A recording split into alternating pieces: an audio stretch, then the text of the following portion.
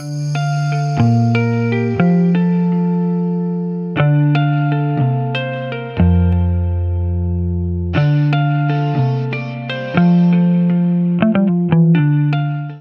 à toutes et à tous, bienvenue dans ce Parole d'experts. Nous allons parler immobilier d'entreprise aujourd'hui. Vous pensez peut-être que c'est réservé uniquement aux professionnels et pas pour les particuliers. Eh bien, écoutez ce qui va suivre. Bonjour Lou Gorneau. Bonjour. Vous êtes directrice générale de Brilac Immobilier.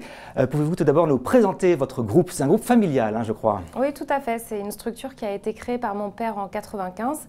Au démarrage, on était une agence immobilière classique de transactions de biens résidentiels et murs commerciaux.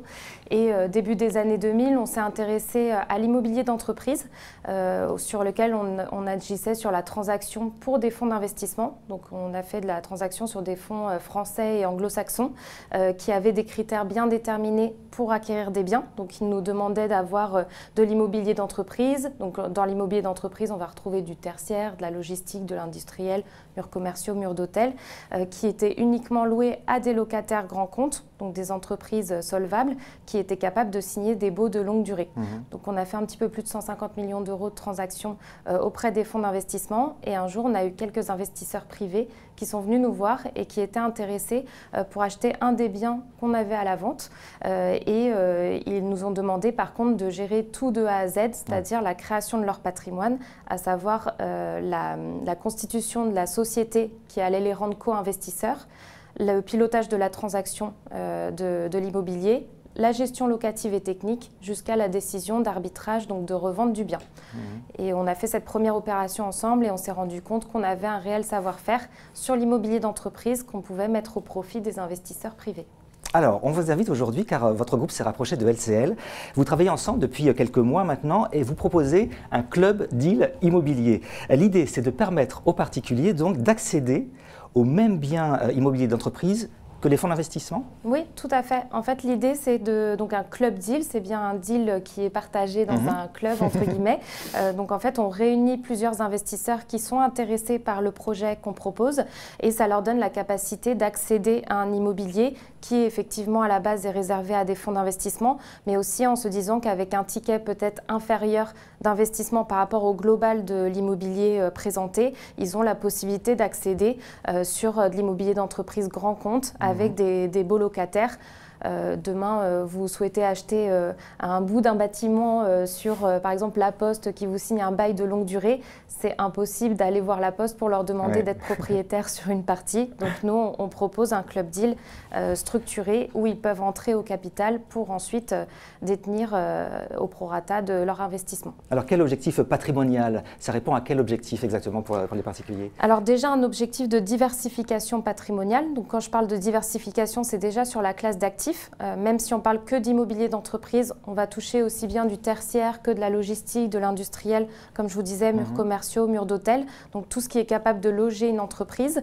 Donc déjà, on va diversifier sur la géographie. Donc nous, on investit sur le territoire national, sur la typologie d'actifs, comme je viens de le dire, la qualité des locataires, donc leur secteur d'activité. On va aussi bien aller sur des activités, comme je vous disais, logistiques, de l'institutionnel ou du privé. Donc on peut avoir des locataires type La Poste, Pôle emploi ou des entreprises PME ou des belles ETI françaises.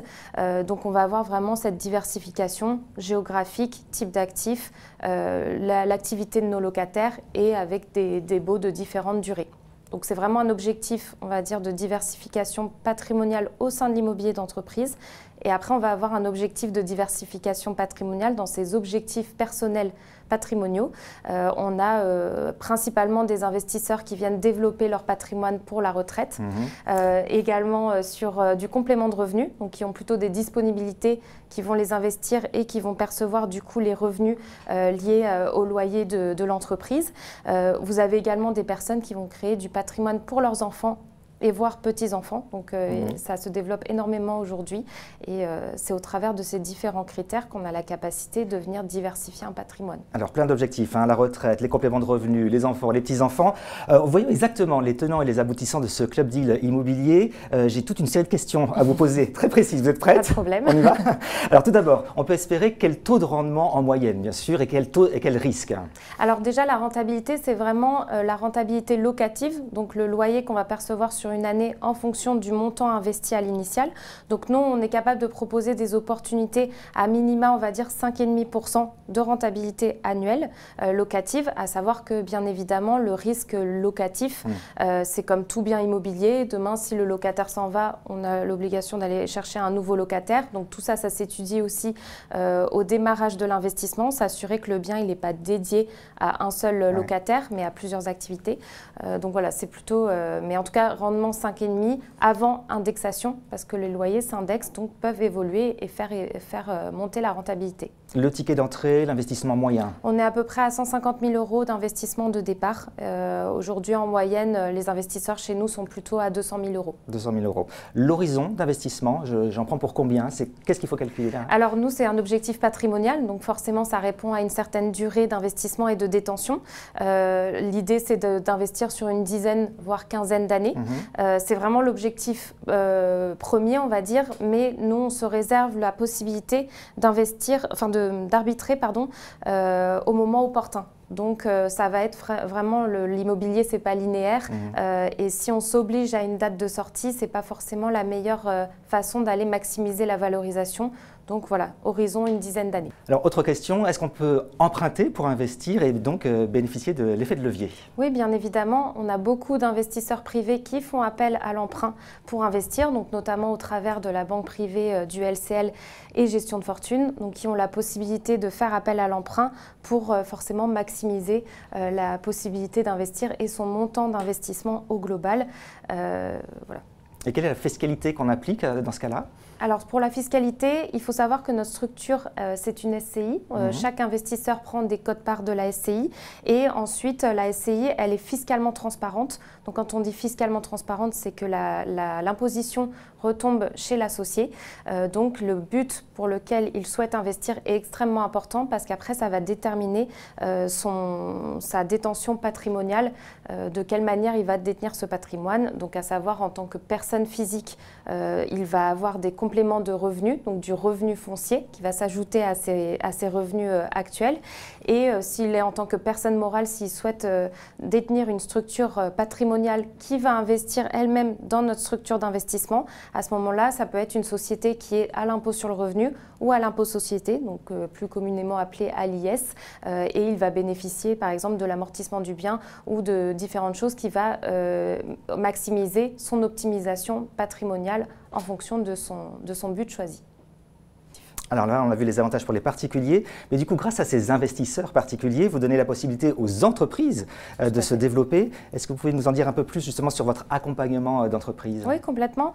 Il faut savoir que depuis 2012, on s'est aussi spécialisé sur la promotion immobilière pour justement accompagner les utilisateurs, donc les entreprises, dans leur développement.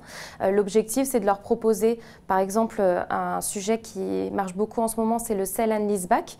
Le sell and leaseback, c'est une entreprise qui est propriétaire de son bien, qui n'a pas forcément vocation ou d'intérêt à détenir son actif. Nous, on va proposer de valoriser l'actif, de l'acheter et de lui signer un bail longue durée en retour. Donc lui, il va rester locataire, d'où le sell and leaseback. Et ça lui permet de forcément créer de la liquidité pour développer son activité plus commerciale, acheter des nouvelles machines, par exemple dans l'industrie ou autre. Donc c'est un vrai accompagnement qu'on propose. Et en face de ça, nous, on en devient propriétaire avec un bail longue durée. On a également la possibilité de les accompagner sur création de bâtiments clés en main. En ce moment, on est plus sur de la restructuration, on va dire, ou remise aux normes en fonction de l'ancienneté du bâtiment. Et on intègre forcément une stratégie ESG à travers ça, sur de l'énergie renouvelable, comment maximiser aussi l'optimisation des charges du locataire, comme on voit que tous ces sujets-là augmentent fortement, pour également avoir un loyer compétitif et un actif de qualité sur le marché. Voilà donc ce que vous pouvez dire sur ces offres que vous proposez. Ce rapprochement entre LCL et vous, finalement, c'est gagnant-gagnant? Oui, tout à fait. LCL est forcément un acteur incontournable sur la partie du patrimoine privé et également professionnel au travers de la banque privée du LCL et banque entreprise. Donc forcément, on a des synergies communes et l'objectif était d'avoir une offre différenciante pour les investisseurs, à savoir donc Brilac Immobilier d'entreprise Grand Compte. Eh bien, merci beaucoup Lou Gorlot pour toutes ces explications et n'hésitez pas à prendre conseil auprès de votre banque, bien sûr, pour en savoir plus sur ce club deal immobilier. À bientôt.